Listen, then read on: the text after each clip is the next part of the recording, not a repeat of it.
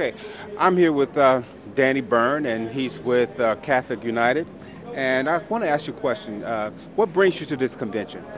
Well, Catholics United is an organization, and we were invited as an allied group to the DNC this week that we're hosting, and we decided, to come out, and so we've been around the convention center today, and yeah. Vice President Biden is a Catholic, as well as Paul Ryan, who is the Republican nominee for vice presidential candidate. What does this say in terms of the upcoming election? Well, I think it's an important thing, considering that Biden is the first Catholic vice president. I feel like the Catholic vote is important, and the ideas that Catholics that we discuss it's more noticeable in the public light now that there are more Catholics in the this high in the political sphere. So it's important to be aware of our faith, and also consider what our faith means politically, and as well as in the public life. What about some of the controversial issues as it relates to abortion, for example? And as you well know, Biden has taken an interesting stance from a Catholic perspective.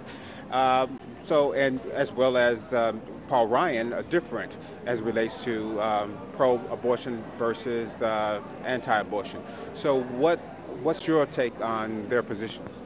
Well, I think that it's the Catholic Church, is very pro-life and against abortions, generally speaking.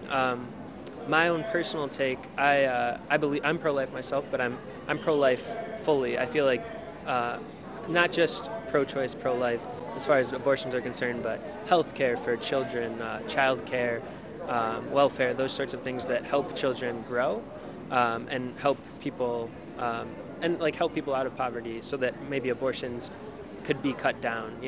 Because at this point I feel like it's hard to necessarily make a full shift in terms of what like Roe v. Wade, but we have the opportunity to provide for people so that abortions may be less likely, and hopefully socially just for all people, those who are born and those who are living right now as well.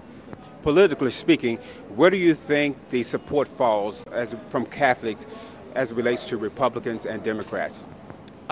It's tough. I think it's a pretty even split. I think there's a lot of debate within the church, because I think we have, it's a broad spectrum of the ideology of the church. Social justice, Catholic social teaching, but then you also have pro-life stuff, very anti-abortion. So I think there's a wide spectrum. I guess, I don't know, I know that the last, 3 elections, presidential elections, the Catholics have voted to the left, for Democrats. So I'm not sure, but I think it's very shifting, and it changes. There's a lot of debate, I would say. Tell us where you're from and how many people actually traveling with you in your delegation, Catholic. With Catholics United, we're from Washington, D.C. We're based in Washington, D.C., and we have 5 people with us this week. But we have 40,000 members also on our website, so we have a lot of people who are following this. Any other events planned for you guys?